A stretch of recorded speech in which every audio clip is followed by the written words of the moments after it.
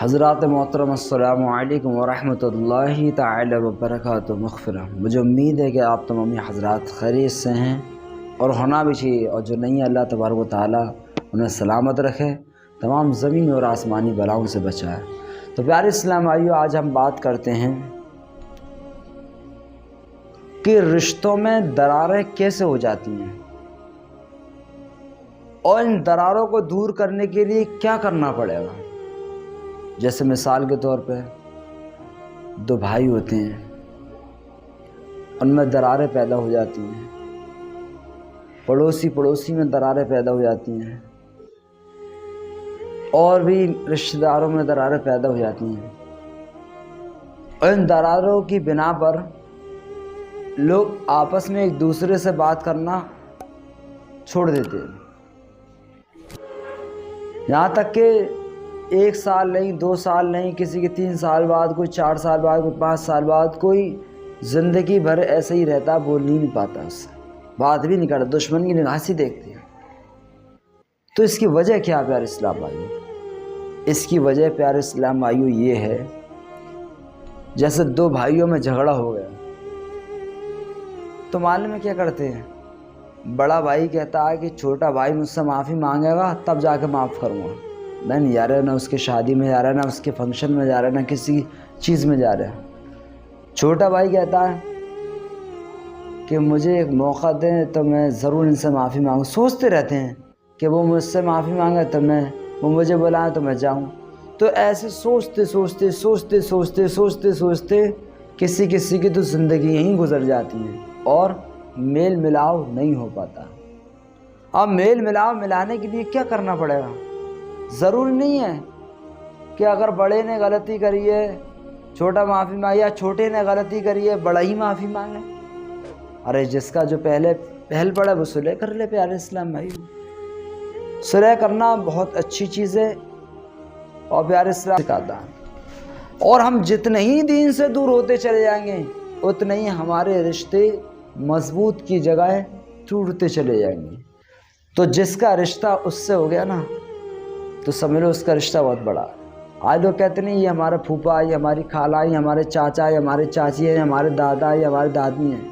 پیارے اسلام بھائیو، یہ ہے دنیاوی رشتے، لیکن پیارے اسلام سب سے بڑا رشتہ جو ہے نا وہ ایمان کا رشتہ ہوتا ہے، اور جس کے دل میں ایمان کی دولت ہے تو پیارے اسلام وہی سب سے امیر آدمی ہے۔ آج لوگ کہتے نہیں ہیں وہ امیر ہے جس کے پاس 4 بلڈنگیں ہیں، وہ امیر ہے جس کے پاس حویلی ہے، وہ امیر ہے جس کے پاس ٹاٹا بلا ہے۔ نہیں پیارے اسلام بھائیو، بھی دنیا کے اعتبار سے وہ امیر ہو سکتا ہے، لیکن پیارے اسلام بھائیو ایسے لوگ آخرت میں ان کا کوئی وہ نہیں ہے، کیونکہ دنیا میں انہوں نے سارے عیش و آرام لے لیے۔ ہاں وہ لوگ الگ ہوتے ہیں جو پیارے اسلام بھائی جنہیں اللہ نے دولت سے نوازا اور نوازنے کے بعد میں اس کو اچھی جگہ پر خرچ کرا، تو یہ لوگ کی بات ہی الگ ہے پیارے اسلام بھائی۔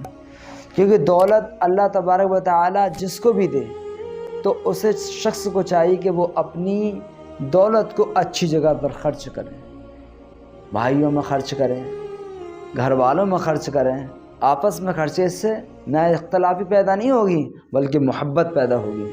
جیسے مثال کے طور پہ آپ کے گھر میں آپ کے بھائی کا یا پڑوسی کا بچہ آ گیا تو اسے 10-20 روپے دے دیے لو، تو اس سے ابو بچہ اپنے گھر پہ جا کے بتائے گا کہ میرے بڑے ابو نے، میرے چاچا نے، میرے دادا نے، فلاں نے پیسے دیے مجھے کھانے کی چیز کے لیے۔ تو بتائیے اس سے محبت بڑھیں گی یا نفرتیں ہوں گی؟